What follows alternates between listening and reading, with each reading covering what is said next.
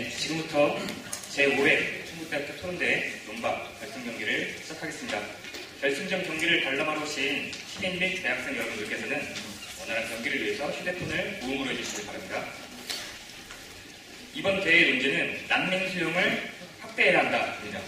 찬성식 토론자는 월등브릿지 팀의 김성민 학생과 김정석 학생이며 반대 측 토론자는 위너팀의 김호준 학생과 우효석 학생입니다.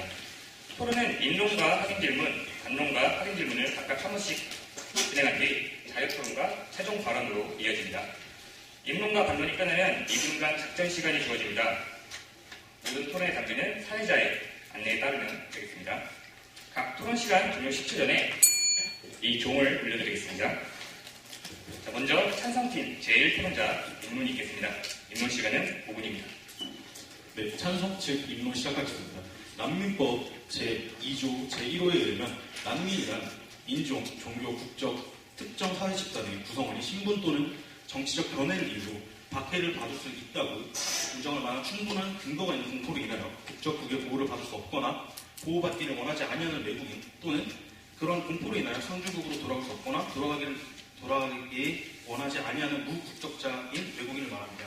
한국은 1992년 난민협약에 가입했으며 2013년 7월 아시아 최초로 난민법을 시행했지만 내용적으로는 빈약하고 절차상으로는 허점이 굉장히 많습니다. 법무부 자료에 따르면 1994년 처음 난민 심사 신청을 받은 이후 올해 말까지 누적 신청자는 4470명입니다. 이 중 끝까지 심사를 받은 사람은 총 2361명으로 2만 명이 넘는 난민 신청자가 도중에 포기를 했습니다. 이 중 오직 4.1%인 839명만이 난민으로 인정을 받았고 게다가 지난해에는 단 1.5%만이 난민 인정을 받았습니다. 전 세계 난민 인정률이 38%에 비하면 턱없이 낮은 수치입니다.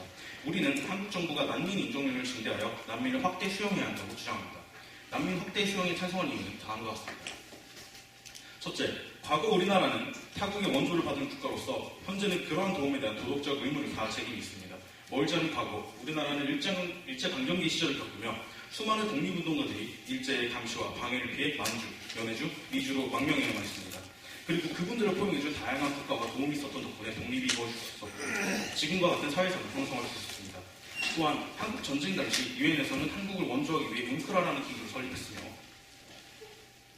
이는 이후 유엔 난민기구의 시초가 되었습니다. 또한 6.25 전쟁 당시 우리나라를 지원했던 국가 중에는 에티오피아, 이집트, 시리아 등의 국가도 포함되어 있습니다.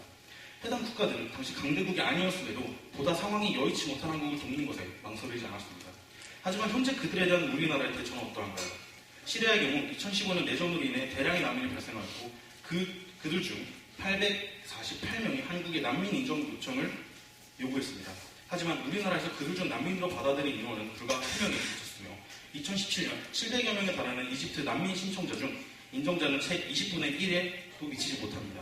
이는 즉 한국이 국제사회에서 마땅히 이행해야 될 도덕적 책임을 다하고 있지 않음을 증명합니다. 또한 현재 한국은 휴전 중인 분단국가입니다. 언제 다시 전쟁이 발생하거나 난민 발생 사유가 생겨날지 모른다는 것입니다.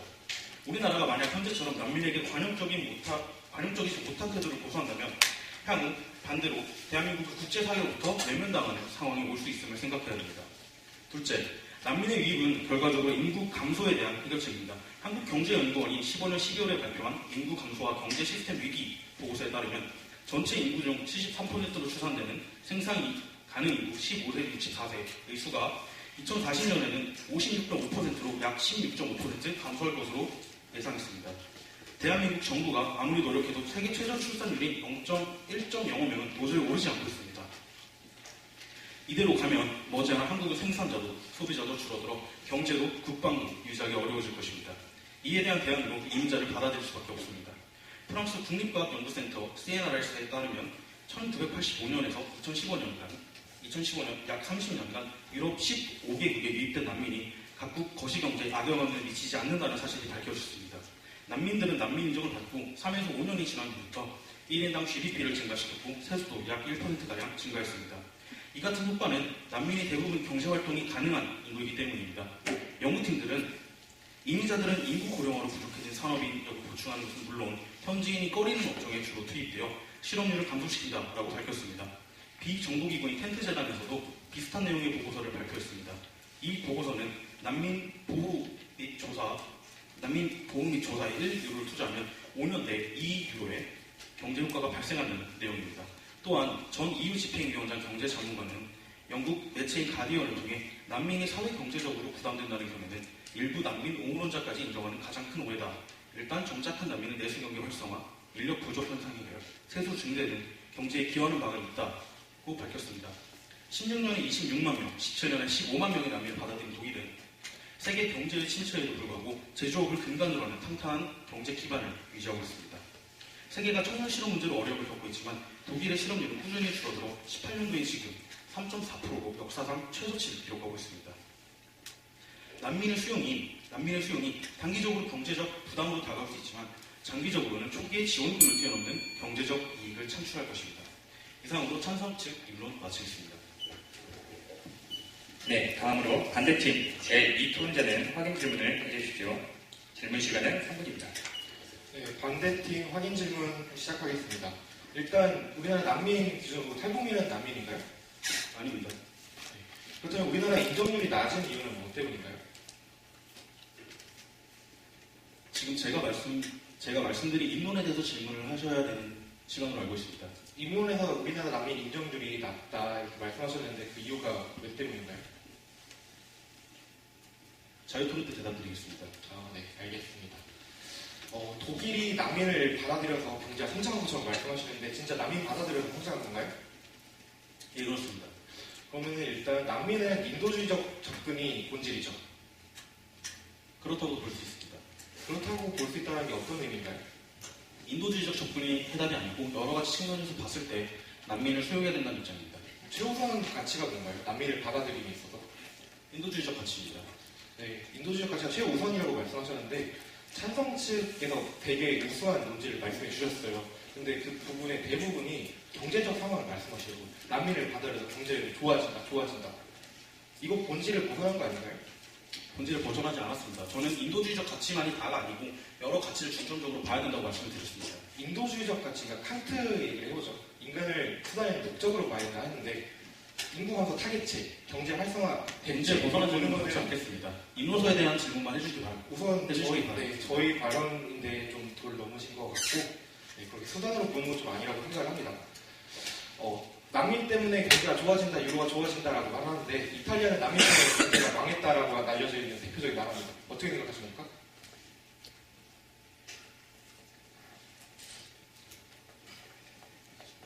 입론에 대한 내용이 아니므로 대답하지 않겠습니다. 입론에서 유럽 이야기를 하고 독일의 여사를 얘기하고 유럽이 좋아지고 있다라고 얘기를 하는데 입론이 아니라는 이유는 잘 모르겠고요. 네. 독일 난민 받아들이는 거 최근에 멈춘 거 알고 계시죠? 네, 알고 있습니다. 그러면 독일도 문제가 있어서 멈춘 거 수정한 거 아닙니까? 그거에 대한 근거가 있으십니까? 독일의 메르켈 총리가 직접 말했습니다. 난민을 너무 많이 과다하게 받아들여가지고 조정할 필요가 있다. 근거가 되지 않겠습니까? 그게 난민 유입의 문제점을 설명하는 것은 아닙니다. 난민을 너무 많이 받아들였다는 것이지 네. 난민 유입 자체가 문제가 있다라는 것은 논지서 없는 것 같습니다. 그러니까 제가 말씀드린 거는 독일이 경제 성장하고 있는데 난민이랑 무관한 거예요. 아까 이제 차상 측에서 확인 좀 했을 때 난민 덕분이다, 난민 때문이다 말씀하셨는데 그게 아니라는 게 증명된 거죠. 20초밖에 안 증명했던 남았기 거 때문에 말씀드릴 수가 없는 게 경제 일단 성장이라는 여러 가지 지표에 따라서 결정이 질문에서 됩니다. 찬성 측에서 그렇게 말씀하시는 거는 일단 룰을 벗어난 것 같은데 10초밖에 안 남았기 때문에 일단 마무리하겠습니다. 네, 이상으로 마치겠습니다. 감사합니다. 네, 다음으로 반대팀 제1토론자는 질문해 주십시오. 질문 시간은 5분입니다. 네, 지금부터 반대측 의견 시작하겠습니다. 최근 이주민 관리나 난민 대처 문제가 유럽을 넘어 국내에서도 빅 이슈가 되었습니다. 저희는 현실주의적 입장에서 난민 수용 확대에 반대합니다. 우리나라는 92년 난민지위에 관한 협약과 난민지위에 관한 인정서에 비준했으며 아시아에서 최초로 난민법을 제정해 2013년 7월부터 시행하고 있습니다. 그러나 애석하게도 법률은 선도적으로 제정되었지만 실질적인 여력은 뒷받침되지 못하고 있습니다. 당장의 실질적인 난민 심사 시스템도 제대로 갖추지 못한 것이 우리나라의 현실입니다. 우리나라의 난민 심사는 최대 5번까지 볼 수 있으며 1차 심사와 2차 심사가 있고 3번의 행정소송이 가능합니다. 그런데 심사관의 수는 늘어나는 난민의 수에 비해 현격하게 적습니다. 1차 심사관은 37명에 불과해 작년 신청자 기준으로 1인당 269명을 심사합니다. 2차 심사는 법무부 차관을 포함하여 15명이 총 6번의 회의를 진행하는데 4,542명을 담당합니다. 회의 한 번에 757명을 판단하는 꼴입니다. 그러니 제대로 된 판결이 불가능하다고 말할 수 있습니다. 난민 인정률이 4.1%에 불과한 것은 현실적으로 행정 인력이 부족한 것에 기인합니다. 우리나라는 일찍이 난민이나 이민자를 포용적으로 받아들인 독일, 프랑스와 같은 선진국과는 체질이 다릅니다. 94년부터 난민 신청을 받아들였다고 하지만 당시 난민 신청자는 5명에 불과했고 2010년까지도 400여 명에 그쳤습니다. 그런데 난민 신청자가 불과 몇 년 사이에 급증하여 지난해에만 1만 명에 육박했습니다. 김태석 연구원은 앞으로 난민 신청자가 2배, 3배 수준을 넘어서 폭증할 것이라고 진단했습니다. 저희가 포용 정책이 현실적으로 불가능하다고 말씀드리는 까닭입니다. 앞서 말씀드린 것처럼 실질적인 난민 심사는 현재로서 불가능합니다. 또한 사후 관리나 생계 지원과 같은 난민 지원 체계도 허술하기 짝이 없습니다. 찬성 측에서 더 잘 아시겠지만 난민에게 138만 원을 지원해준다, 숙소를 지원해준다라는 식의 뉴스가 나돌아 온라인상에서 논란이 되었던 적이 있습니다. 제주평화인권연구소 와대 신강혁 소장의 말씀처럼 난민에게 지급되는 생계비는 난민 지원 시설을 비이용할 경우에도 최대 43만 원 남짓이고 매우 적습니다. 저희는 대려 반문하고 싶습니다. 난민으로 인정되어 미천도 없이 혈혈 단신으로 한국으로 온 이들이 과연 43만 원으로 생계를 유지할 수 있습니까? 이들이 제대로 인간다운 삶을 영위하고 우리나라에 잘 융화될 수 있겠습니까? 저희는 불가능하다고 단언합니다. 서울시 기준 생활임금 체계는 월 192만 원이며 내년이 되면 수도권 대부분이 200만 원 수준이 됩니다. 가뜩이나 인종차별로 난민들은 일자리를 쉽게 구하지 못합니다. SBS 보도에 따르면 난민에게 주어지는 일자리는 아르바이트나 단기 아르바이트로 저임금, 불안정 노동직이 대부분이라고 합니다. 운 좋게 아르바이트 일자리를 얻고 지원금을 최대로 많이 받아도 생활임금에는 택도 없는 실정입니다.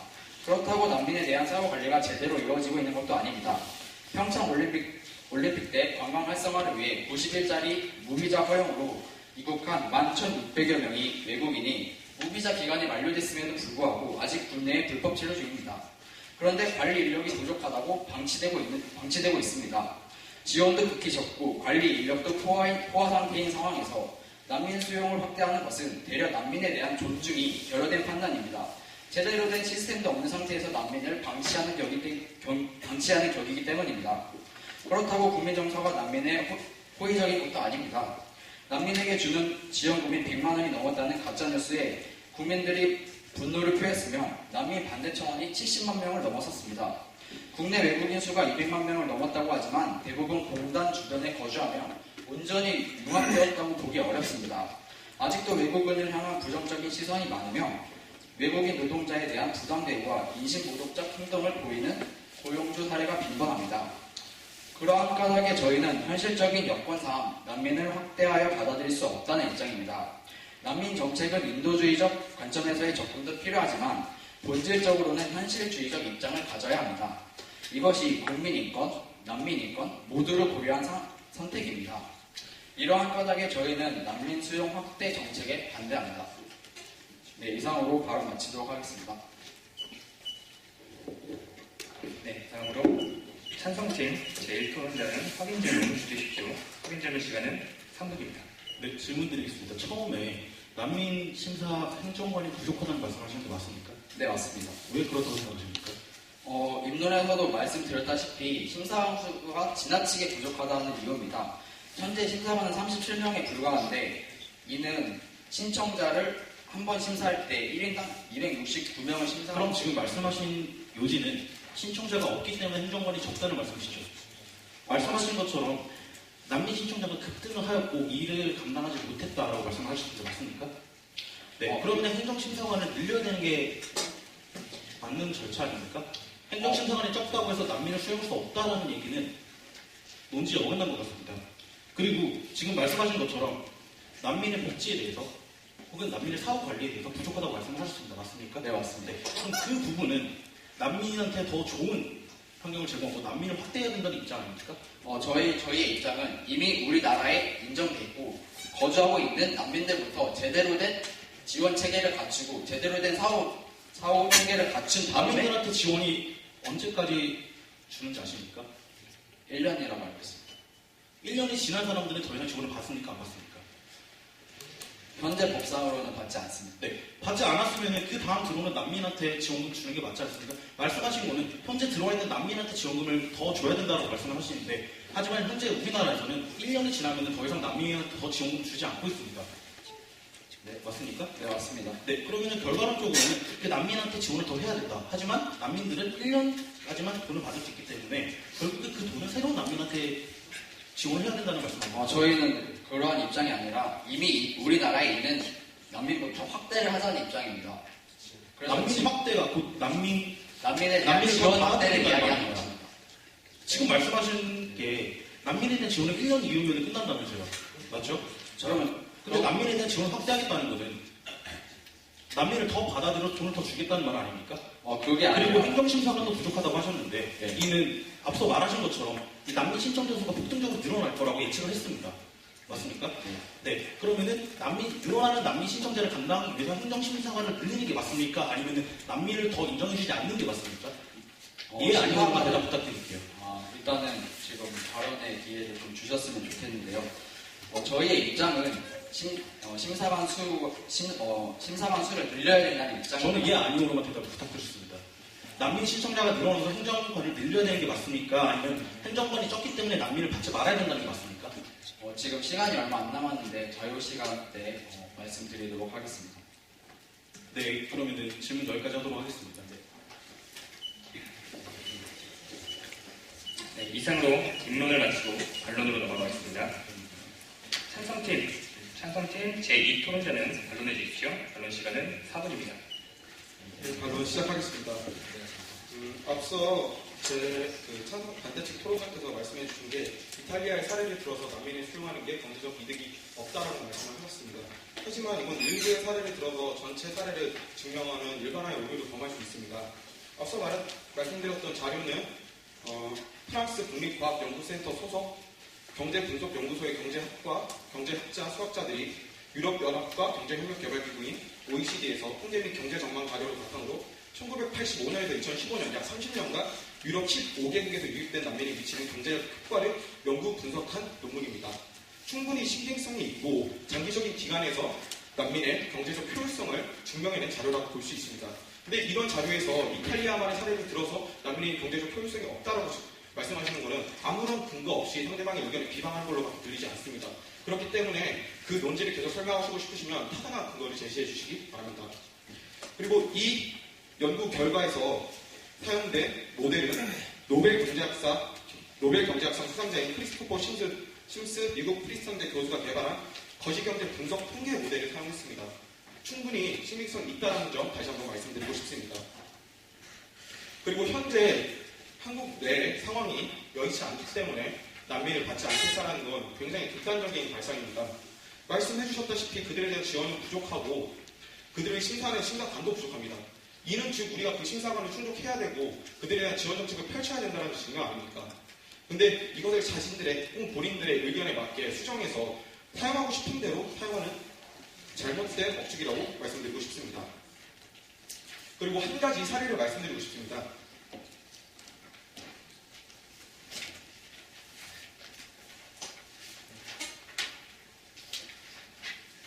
본 자료는 2018년 9월 7일 한국경제의 신문 기사에서 난민을 대상으로 한 인터뷰의 일부입니다. 수상인 A씨는 2013년 난민 신청을 했습니다. 본국의 내전으로 인해 입대할 경우 동족을 살상해야 될 경우가 닥치기 때문에 이를 거부하고 싶어서였습니다.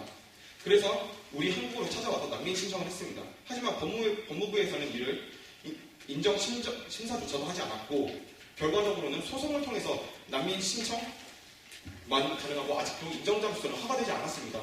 이러한 사실만 보아도 지금 우리나라에서는 난민에 대해서 심사하는 과정이 굉장히 박하다는 걸 알 수 있습니다. 근데 이러한 상황에서 난민의 문제를 해결하지 않고 도외시하겠다는 건 상당히 문제가 있습니다. 문제를 그저 상조시킬 뿐 해결하는 정책이 아닙니다. 결과적으로 우리는 문제를 해결해야 합니다. 또한 우리는 도덕적 책임이 있습니다. 과거 우리나라에서 앞서 말씀드렸듯 시리아와 이집트 등의 굉장히 경제적으로 부족한 국가에서 많은 지원을 받았습니다. 많지는 않더라도 적당한 수준의 지원을 받았습니다. 우리의 힘든 상황 때. 근데 지금 우리나라에 이민 신청을 한 시리아와 이집트의 난민 인정자 수는 극히 적습니다. 통계 자료를 보여드리자면은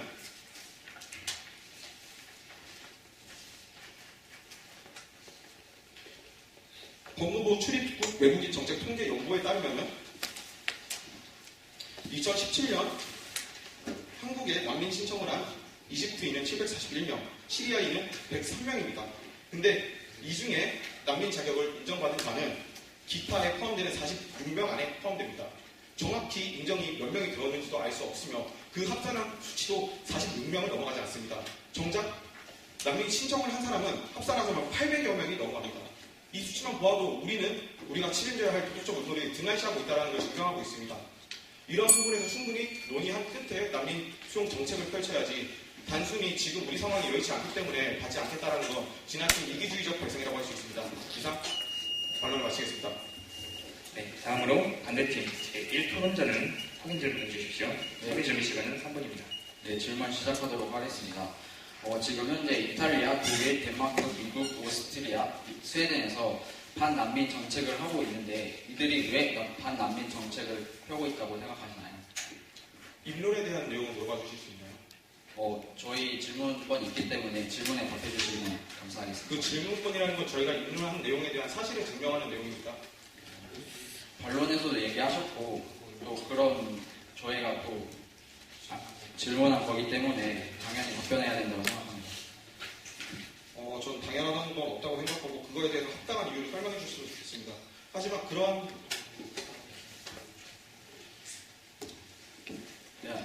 말씀해 주세요. 하지만 그러한 내용에 대해서 좀 원하시기 때문에 일단 첨언을 하겠습니다. 아무래도 그러한 난민에 대한 불안한 생각, 하지만 현실적인지 이게 정말로 난민이 어떠한 문제성을 일으킬 건지에 대한 사실 체크 없이 일어나고 있는 막연한 불안감이라고 생각하고 있습니다.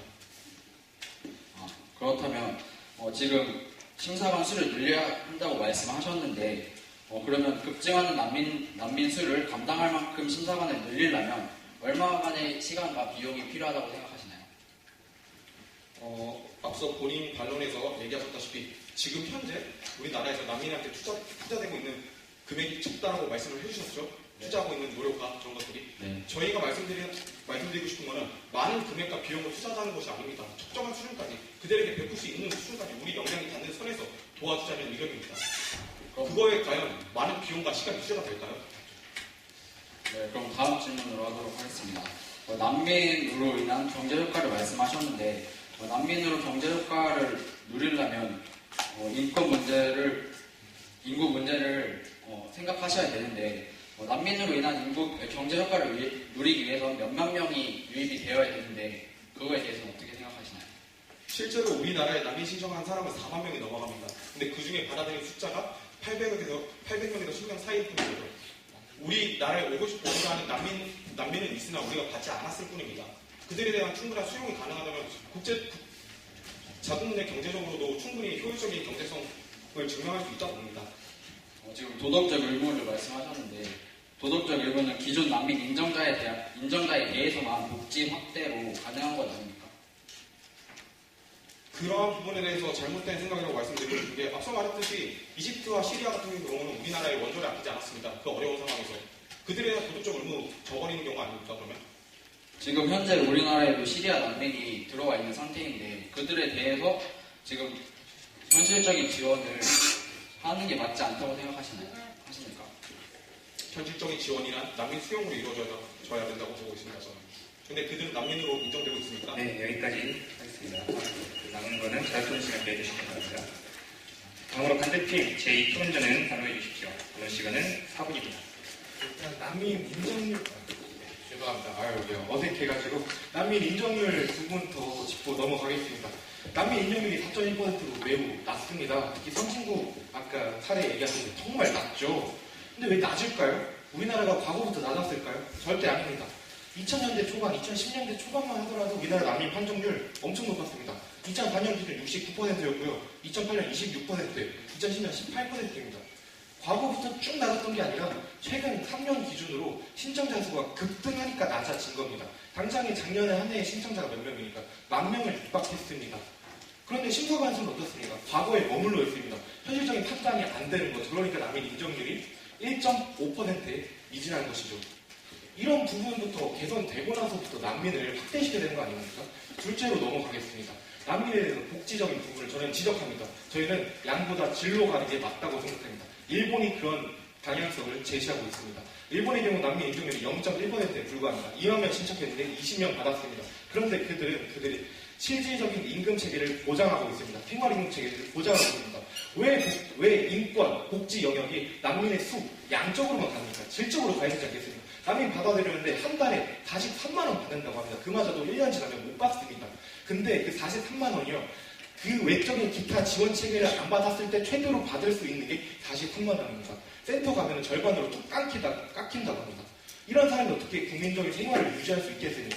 우리나라 국민으로 영속될 수 있겠습니까? 못하는 거죠. 슬럼화가 되는 거죠. 범죄가 일어날 수밖에 없는 문제인 것이죠. 물론 난민이 범죄를 일으킨다는 말은 아닙니다. 그런 필연적인 관계가 있다는 것을 제시하는 바입니다. 네, 마지막으로 반론될 부분을 말씀드리겠습니다. 아까 왜 난민의 경제적 문제 이야기하면서 근거가 없다라고 하는데 숱한 선진국들이 반이민 정책, 반난민 정책을 펼치고 있습니다.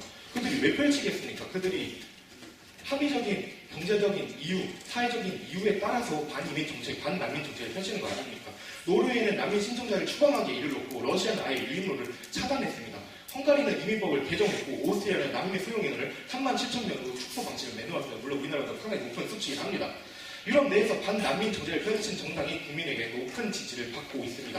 헝가리는 EU의 난민 정책을 강하게 비판해온 빅토르 오르반 총리가 3번 연임을 했습니다. 말이 꼬이네요. 영국에서는 폐쇄적 이민 정책을 내건 보수당이 총선에서 압승했습니다. 덴마크는 난 이민 정책을 보수한 중도우파 자유당의 승리로 정권이 교체됐습니다. 유럽에서도 난민 유출, 유입, 과도한 난민 유입에 대해서 반대하고 있는 것입니다. 국내라고 뭐가 다르겠습니까? 미국, 트럼프가 최근에 테러감에 대해서 아예 막았지 않겠습니까? 똑같습니다. 우리나라 뭐가 다르겠습니까? 우리나라가 그 나라들보다 경제적인 기반이 더 월등하다. 사회적 기반이 월등하다. 복지 기반이 월등합니까? 전혀 그렇지 않습니다. 반면교사라는 말이 있습니다. 선진국의 사례를 본받을 줄 알아야 됩니다. 저희가 난민 수용 확대를 온전히 반대하는 거 아닙니다. 근데 우리나라 국내 여력부터 확인하고 갑시다. 일단 심사관은 너무 부족해서 실질적인 판정이 안 일어나는데 무턱대고 수용을 확대하겠다는 거? 그럼 심사를 제대로 안 하겠다는 것밖에 되지 않겠습니까? 그런 문제 어떻게 과시할 수 있겠습니까? 저희는 과시할 수 없고 그런 까닭에 양부터 질로 전환이 되고 그 이후에 확대로 가야 되는 이것이 맞는 정책이라고 생각합니다. 네, 이상으로 조금 시간이 남았지만은 마치도록 하겠습니다. 감사합니다. 네, 다음 찬성팀 제2토론자는 확인 질문해 주십시오. 질문 시간은 3분입니다. 그렇다면 결과적으로 난민 수용을 확대한다는 것에 동의하시는 겁니까? 전혀 다르죠. 난민 수용 확대는 방향성이 잘못됐죠. 저희는 기존 난민에 대한 복지가 생활체계 임금 맞도록 실질적인 복지 여력이 되도록 하는 것 것입니다. 상태에서 잠깐 한마디 더 드리고 싶은 게 뭐냐면은 앞서 말씀하셨듯이 그런 선결과제가 끝나면은 난민 수용의 확대에 동의한다고 하셨잖아요. 그 논제는 지금의 논제랑 다르죠. 그런 성결과제가 해결됐을 때 난민 수용 찬대한다는 그런 것이 아니라 지금 현 시점에서의 난민 수용은 찬성 반대를 논하는 것이 오늘 논박 자리 아닙니까? 지금 현 시점에서의 난민 문제에 대해서 토론한다는 얘기는 그 어디에도 없습니다. 단지 논지를 다시 자체만을 확인해 보시면 보고, 감사하겠습니다. 단지 난민 문제 그 자체만을 보고 생각해야 될 문제입니다. 장기적으로 봤을 때. 일단 말씀해 주셨다시피 심사가 부족합니다. 그리고 그 심사가 채워지면 우리의 난민 심사 더 원활해질 수 있습니다. 근데 여기서 생각할 부분은 난민 심사가 늘어나면 그럼 난민 수용률 늘어납니까?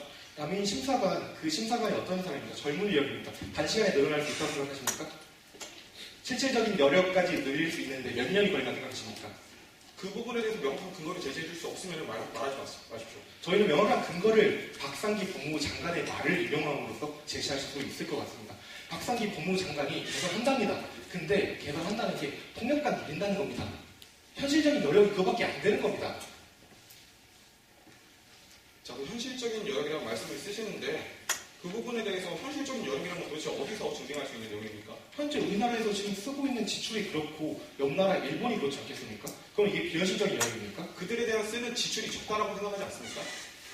네, 적습니다. 그게 여력에서 기인한 문제지 단순히 그들한테 대한 처우가 불어난 건지에 대해서는 명확한 증거가 없지 않습니까? 난민 수용 확대는 크게 세 가지 문턱이 있습니다. 첫째로 심사관이 많아져야 되고요. 난민 허용할 수 있는 그런 여력이 충분히 뒷받침돼야 됩니다. 둘째로 복지체계가 완성이 돼야 됩니다. 셋째로 그들의 사후관리에 대한 지원체계가 완성이 돼야 됩니다. 몇 년이 걸린다고 생각하십니까? 대해서는 본인이 입증해야 될 내용입니까? 아니죠. 난민수용 찬성을 얘기하셨고 저희가 난민수용 찬성이랑 별반 다를 바 없다라고 말씀하셨으면 본인께서 근거를 제시해야 되는 거 아닙니까? 저희는 분명히 뚜렷하게 다르다, 논지와도 다르다라고 두어 차례, 세 차례 말한 것 같은데 지속적으로 같다라고 말씀하시면은 이제는 찬성 측에서 증거를 말씀하셔야 되는 거 아닙니까? 본인이 지금 말씀하고 있는 것도 계속 단정적인 사례를 통해서 이 난민 문제에 대해서 다가가고 있습니다. 아까 자꾸 열역이 안 된다, 누군가의 발언을 통해서 얘기하고 있는데 실제로 우리나라에 많은 자본금이 있고 그 자본금에서 굉장히 일부만의 난민을 위해서 사용하고 있습니다. 그 부분에 대해서 고려하지 않고 누군가의 의견에 따라서 난민에 대해서는 이래서 되지 않는다라고 단정 트는 거는 우리가 난민에 대해서 처음 개선을 할 수 있는 여지조차도 막아버리는 겁니다. 저희가 안 된다고 하는 까닭은 일단 국민정서도 있고 더 많은 부분이 있지만 이 부분은 자유토론 때 한번 논의해보도록 하겠습니다. 네, 알겠습니다. 네, 이상으로 반론 마치겠습니다. 자유토론에 앞서 2분간 작전 시간을 가지겠습니다. 토론자들은 주장 및 쟁점사항을 정리해 주십시오.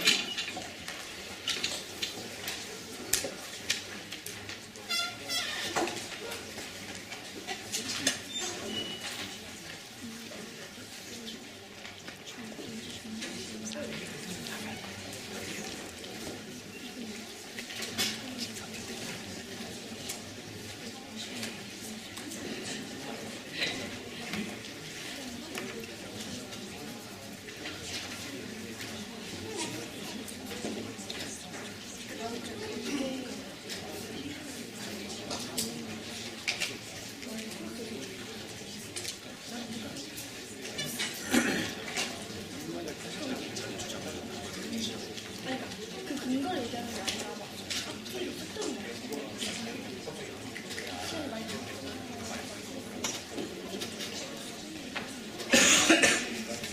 이런 논리적인 큰일을 많이 봤어요. 그 내용을 봤을 때는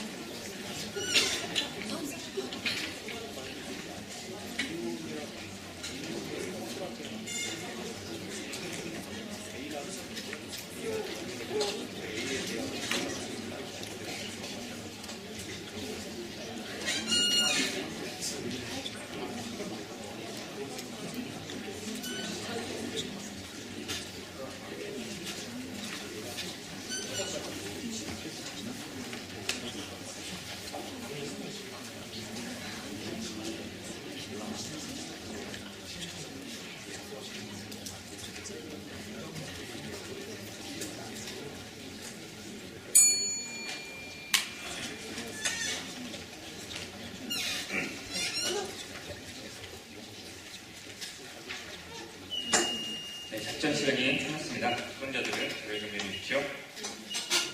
지금부터는 자유토론 시간을 갖겠습니다. 자유토론은 찬성팀과 반대팀이 자유롭게 교차하면서 질문하고 답변하는 형식으로 진행됩니다.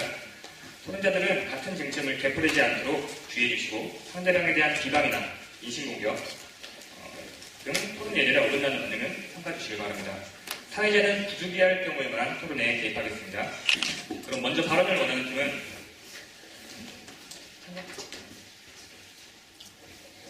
찬성 측 먼저 시작하겠습니다.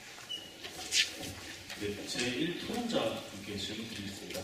앞서 말씀하신 인룰에 따르면 행정심사관에 대해서 다시 한번 질문 드리고자 합니다. 행정심사관이 적은 이유가 뭐라고 생각하십니까? 일단 적은 이유는 난민 신청자 수가 급증하였고 그에 대비해서 전 적은 이유를 물어봤습니다. 난민 신청자 수가 급증해서 그렇습니다. 그렇죠. 그러면은 난민 신청자 수가 급증하기 이전에는 저는 제1토론자분께 질문 드렸습니다.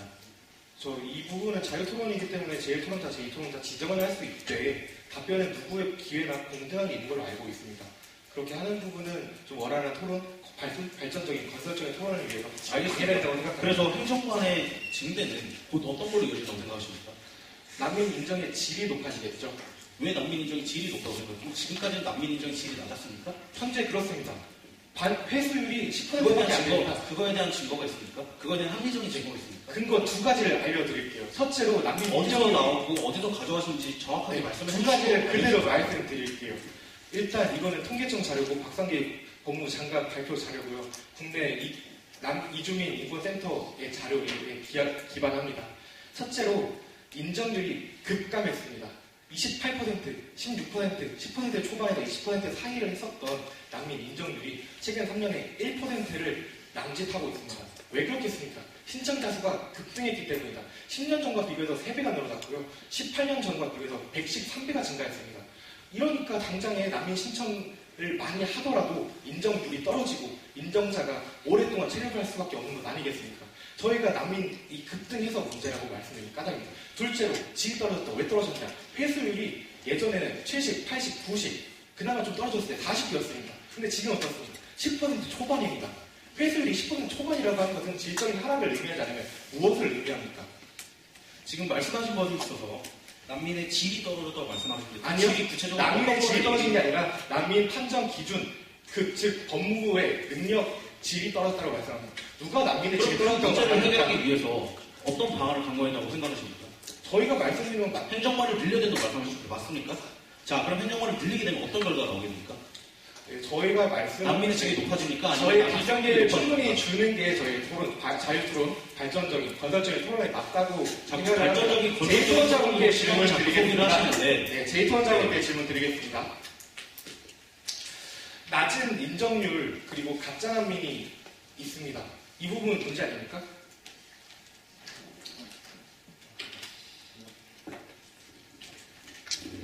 가짜 난민 문제도 문제가 많습니다. 네, 그 부분을 해결하기 위한 실질적인 방안이 있습니까? 해결할 수 없는 문제 때문에 다른 문제까지 방치하겠다는 건 문제 아닙니까? 그것도? 저희가 다른 걸 방치하겠다는 게 아니라 저희는 그러니까 기본부터 펀더멘탈, 베이직부터 가자는 겁니다. 왜 심화부터 갑니까? 기본, 기틀, 제도부터 마련하고 나서 그때부터 수용 확대를 해야 되는 것이지 그게 없는 상태, 현재 기초가 우리나라의 없는 난민법 상태에서 언제 개정된지 알고 계십니까? 무너지는 거 아닙니까? 지금 말씀하신 기초라는 것은 우리나라가 2014년 난민법이 개정됨에 따라서 난민법을 굉장히 잘 설명하고 있습니다. 그럼 지금 당장 이 법에 대한 개정이 필요하다고 말씀하시는 겁니까? 당연히 필요하고 현재 이 그 다음에 찬성 측께서 현재는 난민을 권장할 수도 있고 남자의 2014년에 원하시 선도적으로 결혼도 되었으나 대동할 수 있으며 네네. 네. 이 심사 과정의 질을 높이기 위해서 난민 신청자가 원할 시 언제든 소속사를 붙여주고 영상 녹화도 또한 가능했습니다. 그럼 이 지금 법에 문제가 있어서 기초를 고쳐야 된다고 하신 말씀은 지금 앞서 얘기하신 그 난민의 질이 떨어진 것과 진짜 무슨 상관관계입니까? 법이 다시 한번 말씀드리지만 난민의 질이 떨어지는 건 전혀 무관합니다. 판단, 법무부의 질이 떨어지는 것을 말씀드리는 것이고요. 법무부의 질이 떨어진다는 건 무엇을 의미합니까? 그 이유는 그럼 거짓된 난민이 들어온다는 겁니까? 네.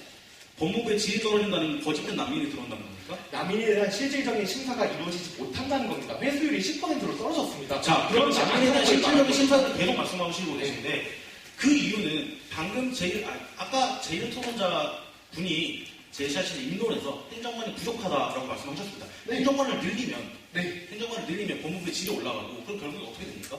저희가 이거를 인론, 반론, 자유토론 때 계속 얘기한 다시 한 번 더 말하겠습니다. 다만 이 부분에 있어서 자유 발언 기회를 조금 더 보장해 주시면 좋겠습니다. 그럼 답변을 시작하겠습니다. 첫째로 심사 관수가 획기적으로 늘어야 됩니다. 실질적으로 심사할 수 있게 되어야 합니다. 독일, 일본 이상의 수준이 되어야겠죠. 둘째로 정부에서 기존 난민에 대한 지원 체계가 현실적으로 이루어져야 됩니다. 기존 난민에 대한 배려가 부족한 겁니다. 기존 난민이 43만 원 받고 생계를 보장 못하는데 거기서 추가 난민 수용한다? 그러면 n분의 1 파이 아니겠습니까? 더 줄어들거나 평행 수준을 유지하겠죠. 그렇게 된다면 전체 모두에게 인권을 다 보장하지 못하는 겁니다. 다시 3만 원으로 인권을 보장할 수 있습니까? 그들이 인간다운 삶을 영위할 수 있습니까? 한국에 영위할 수 있습니까? 없다는 겁니다. 그런데 그거마저 해결됐다 칩시다. 세 번째 관문이 남았어요. 국민 정서가 그들을 잘 받아들입니까? 난민, 특히 이슬람 난민에 대해서는 반정서가 상당히 심각합니다. 그렇기 때문에라도 복지 지출을 올리는 것도, 난민 수용을 올리는 것도 어려운 거죠. 그러니까 기본에 충실하자에 저희는 초점을 맞춘 겁니다. 복지 체계 늘리고 난민에 대한 인식도 개선시키고 그렇게 되고 질적인 측면에서 완성이 됐을 때 양이 비로소 따라오는 것이죠. 양수 격장인 것이죠. 무엇이 문제입니까? 본인들의 지금 논지가 계속해서 합리적인 척으로 이제 꾸며주고 있지만 결과적으로는 난민 수용이 확대된다는 거에 대해 동의하고 있습니다. 그 선결 과정이 있다라고 말할 뿐이지 결과적으로 난민 수용은 확대될 것이고 확대돼야 된다고 동의하고 있는 거 아닙니까? 저희가 말씀드리는 거는 실질적인 그런 정책이 뒷받침되지 않는 이상 확대되지 않는다는 걸 말씀드리고요. 그 말씀에 대해서도 문제가 있는 게 우리가 실질적인 준비 과정이 되어 있지 않기 때문에 더 이상의 난민을 수용하는 것은 문제시 된다고 말씀하시는 거잖아요. 근데 저희한테는 도덕적 책임이 있습니다. 아까 말씀드렸다시피 과거 우리 사회가 힘들 때 이집트와 시리아와 에티오피아 같이 강대국이 아닌 국가에서도 우리한테 원조를 베풀었습니다. 이들은 그때 당시에 자신의 상황이 여의치 않음에도 자신들의 살이 깎아서 우리를 도와준 것입니다. 근데 정작 우리가 지금 이들에게 대할 태도는 없었습니까? 당장에 우리 살기가 바쁘다고 얘기하면서 이들을 받지 않겠다고 얘기하는 것은 굉장히 이기적인 발상입니다. 답변 저희 의견 발표하도록 하겠습니다. 도덕적 의무 동의합니다. 저희도 도덕적 의무를 저희 한다고 생각합니다. 하지만 그게 왜 양적으로 가야 되는지 저희는 잘 이해하지 못하겠습니다. 지금 국내에 거주하고 있는 난민들도 제대로 된 사후 체계 없고 지원 대책이 없는 상태에서 더 늘린다면 모두에게 안 좋은 결과 아닙니까? 이미 국내에 있는 난민들에게도 안 좋고 새로 유입되어 있는 난민에게도 둘 다 마이너스인 결과가 될 것이 분명한데 왜 무조건 양쪽으로만 늘리자고 하는 것인지 저희는 잘 이해가 안 가는 부분입니다. 우선 그 과정에 대해서 충분한 근거를 들지 못하고 계시고요. 그리고 이는 난민에 대한 이해가 결여되어 있습니다. 난민이란 무엇입니까? 어떠한 폭력으로부터 생사 역할권에 위협받고 있는 상황입니다. 이들한테 당장 필요한 거는 본인들이 피신할 수 있는 국가입니다. 근데 우리가 이런 사람들을 내친다는 건 이 사람들을 죽음으로 몰아내는 것과 똑같습니다. 우리 상황이 여의치 않기 때문에 누군가를 죽여도 됩니까? 그들에게서 생사 역할권을 수탈해도 됩니까? 네, 그 부분은 논지를 많이 벗어나신 부분이라고 생각해서 답변을 하지 않겠습니다. 저희가 질문을 이어가겠습니다.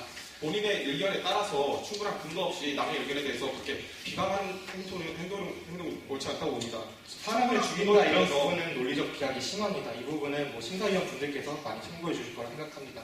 네, 만약에 그 부분이 토론자분께 상처가 되었다면 죄송합니다. 네, 토론자분 질문할 거 있으면 말씀해 주세요.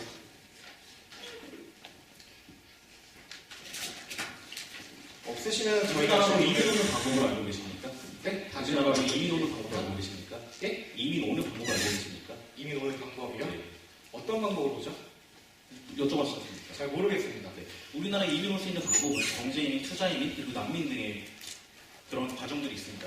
하지만 이 이민자들과 난민은 이민의 한 카테고리로서 난민도 이민자들입니다. 자, 이민은 올 수 있는 과정 중에 투자 이민이라는 게 있습니다. 이 투자 이민은 부동산이라든지 아니면 이제 어떠한 현물적인 가치를 5억 이상 대한민국에서 구매를 하거나 발생을 시키면 우리나라 영주권인 F-2 비자가 주어집니다. 하지만 지금 난민은 어떤 비자를 무슨 상관이 있죠? 지금 말씀하신 것처럼 이 질적인 양적인 부분에 있어서 서비스가 우선이 되어 있는 거 말씀하셨습니다. 아닙니다. 그래서 지금 저희가 말씀드리고자 하는 것은 이러한 경우도 있기 때문에 우리나라는 이미 난민을 수용하기 위한 그리고 경제적 그리고 또는 사회적 이런 여유가 있다고 말씀을 드리는 겁니다. 난민이 어떤 비자를 받는지 알고 계십니까? 아까 말씀드린 F 그 비자를 똑같이 받습니다. 똑같이 받지 않습니다. 난민은 네, 저희가 좀 말을 하겠습니다. 난민이 우리나라 여력이 안 된다고 말을 하는 까닭은 산정률, 인정률 4.1%, 최근에 1.5%, 지난해 0.9%입니다. 근데 과거에는 그렇지 않았습니다. 왜 그럴까요? 원인 없는 결과는 없습니다. 그 원인을 분석해야지 대안이 나오는 겁니다. 과거에는 그렇지 않았다는 게 수량을 과거에는 문제를 난민 신청자가 적었기 때문입니다. 네. 근데 자꾸 그 네. 퍼센테이지가 줄었다는 걸 가지고 그러니까요. 난민 심사에서 질이 떨어졌다고 말씀하시는 건 어불성설인 거고요. 어불성설이 맞죠? 질이 그럼 상승했습니까? 유지하고 있습니까? 질이 떨어졌죠? 제가 지금 네 번째 말씀드리는 거지만은 회수율도 떨어졌고요. 인정률도 떨어졌고요. 문제죠. 왜 그런가요? 기존에 우리나라 난민을 받아들였을 때에는 소수만 받아들였습니다. 그리고 소수만 신청했습니다. 소수를 받아들이면 소수만 신청했으니까 그게 뒷받침 되겠죠. 난민 인정률이 4%가 아니라 10%, 20%, 9%였습니다. 불과 5년, 10년 전만 하더라도. 근데 왜 지금은 1%로 추락했습니까? 현실적으로, 질적으로 하락했다는 게 자명한 거 아닙니까? 그런 상태에서 양을 올린다? 어떻게 난민 신청 수가 늘어나서 그 결과가 줄어들었다는 게 질적 양적으로 줄어들었다는 겁니까? 난민 신청의 질이 떨어질 수밖에 없죠. 적은 사람이 예. 신청하기 때문에 적은 거고 지금은 많은 사람이 신청합니다. 이거는 상대적으로 봐야 될 게 아니라 절대적으로 봐야 될 게 아니라 상대적으로 봐야 됩니다. 절대적으로 상대적으로 줄었죠. 왜냐? 1인당 심사하는 난민의 수가 줄었기 때문이죠. 1인당 심사하는 난민의 수가 늘어났죠. 심사위원 남미는 절대적으로 그렇다고 하는 말씀을 왜 제가 개인한 말씀이시고 정확하게 통계치를 정해주시고 말꼬리 잡는 것보다는 좀 더 논의 말꼬리를 잡는 게 아니라 그쪽 이제 제2토론자님이 제시한 의견에 타당한 네, 죄송한데 네, 사회자가 잠깐 개입을 하겠습니다. 너무 같은 장면이 계속 반복되는 것 같아서 주제를 환기시켜 주시길 바랍니다. 네, 지금 같은 주제가 계속 반복돼서 그런 게 되는데, 좀 더 주제를 환기시켜서 지금 저희 두 팀 다 모두 동의하는 바가 도덕적 의무고 난민들을 위해 지원을 해줘야 된다는 것에 둘 다 동의를 합니다. 근데 그 방법이 약간 차이가 있는 것 같습니다. 저희는 이미 국내에 있는 난민들을 좀 더 난민들에 대한 지원이나 사후 체계를 좀 더 확실히 한 다음에 그 다음에 확대를 하자는 쪽이고 지금 그쪽 찬성 쪽은 지금도 여력이 충분하니까 더 받자라는 그런 식으로 지금 진행되고 있는데 맞습니까? 우선 그 전에 앞서서 질문 드리고 싶은 게 난민 측에서 그런 요청이 있었습니까? 어떤 요청이 있습니까? 본인들의 처우에 대해서 개선이 필요하다는 겁니다. 많이 있었죠. 개별 사례 하나 얘기해드릴게요. 시리아 A씨라고 나옵니다. SBS에 찾아보시면 나올 거고요. 거기서 지원이 너무 부족하다, 실제로 살기 어렵다라는 게 2016년 10월 17일에 있었습니다. 더 다른 사례도 얘기해드릴까요? 단일 사례 말고 더 많은 사례를 말씀해 주시면 좋겠습니다. 한번 더 해주세요. 네. 2018년 KBS 자료입니다. 난민 그때가 7월 19일입니다. 난민 문제 있었죠. 제주 예멘 난민 사건. 그 이후에 한 달 지나고 KBS에서 조사를 했습니다. 총 3명의 FGI를 진행했습니다. 현재 난민으로서 어떤가요? 차별 많이 받는다, 지원이 부족하다, 실질적으로 지원 확대가 필요하다, 절실히 필요하다고 말을 했습니다. 3사람 모두 다. 더 이상의 자료가 더 필요하십니까? 지금 그 사람들한테 그런 문제가 발생하는 게 비단 그 복지의 문제만은 아닙니다. 난민 인정을 신청하고 그 과정에서 체류하는 기간 동안 발생하는 문제입니다. 그 사람들에 대해서 난민 인정이 신속히 제공된다면 그 사람들한테 좀 더 많은 복지 혜택이 주어질 수 있고 그들도 한 명의 국민으로서 우리나라에서 거주가 가능하고 취직이 가능하고 세금을 낼 수 있습니다. 오히려 그들의 처우를 개선하려면 난민 신청자가 아니라 난민 인정자로 바꿔야 되는 게 옳은 결과 아닙니까? 그 이제 찬성 측과 관련해가지고 좀 전반에 하나 하고 질문에서 답변을 하겠습니다. 그래도 될까요? 예. 네. 찬성 측과 저희 반대 측에서 조금 약간 편향성을 달리는 부분이 있습니다. 왜 그런지 한번 생각을 해봤습니다. 찬성 측 입론, 반론 어느 부분에서도 난민에 대한 복지 확대 얘기 한마디도 없었습니다. 그런데 저희가 복지 얘기를 하니까 그것도 난민 확대가 맞다. 논제에다 들어간다. 그럼 난민 확대에 찬성하는 거 아니냐라고 말하시는데 그 부분은 틀리지 않겠습니까? 그렇다면은 한마디라도, 단 한 줄이라도 그런 부분을 말씀하시고 이야기하셔야 되는 거 아닙니까? 그런 문제들에 대해서 저희도 동의합니다. 근데 그게 선결과제가 아니라 동시에 진행되어야 한다는 것입니다. 난민은 그 난민 자체에 생명과 연관되어 있습니다. 그 사람들은 어떤 공포로부터 도망쳐 온 사람들이고 그 사람들을 수용하지 않을 경우 그 사람들이 자신의 본국 혹은 어딘가로 떠나갈 경우에 어떠한 생사 여탈권에 대해서 자신의 권리를 박탈당할 경우도 발생할 수 있습니다. 때문에 어떤 선결과제를 먼저 처리하고 이들을 나중에 받아주는 게 아니라 그런 선결과제와 함께 난민 수용도 확대해 나가야 되는 겁니다. 저희가 마무리 발언을 할 부분인데 조금 먼저 말씀을 드리겠습니다. 우리나라에서 알카에다 조직에 들어왔습니다. 첩보원으로서. 그 사람이 위장 취업을 했습니다. 근데 그 사장님이 일을 막 시킵니다. 테러 5일을 해야 되는데 전화할 시간도 없었습니다. 그리고 사장이 때렸습니다. 그래서 결국 테러하지 못하고 쫓겨났습니다. 그게 시간이 다 돼서 자연스러운 것으로 마치겠습니다. 마지막으로 양측 최종 발언 보고 마무리하겠습니다. 먼저 반대팀 제2토론자는 최종 발언해 주시기 바랍니다. 발언 시간은 1분입니다.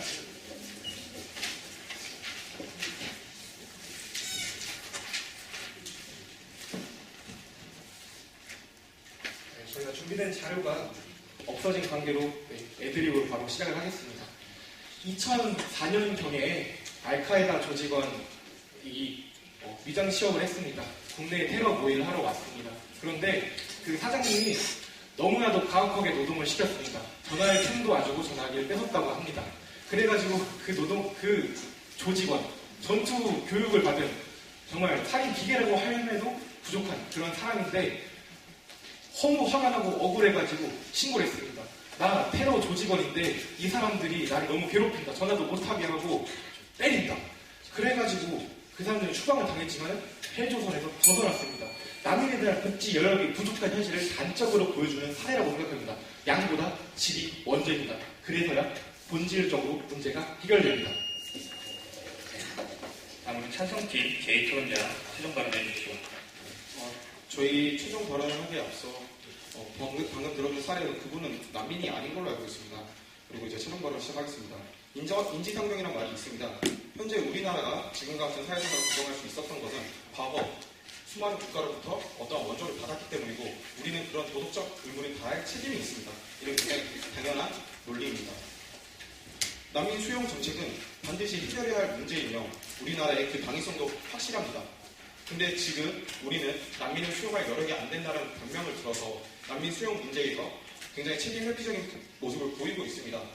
복지 중요합니다. 그들에 대한 보호도 중요합니다. 근데 이거는 선결된 과제가 아니라 동시에 진행되어야 할 과제인 것입니다.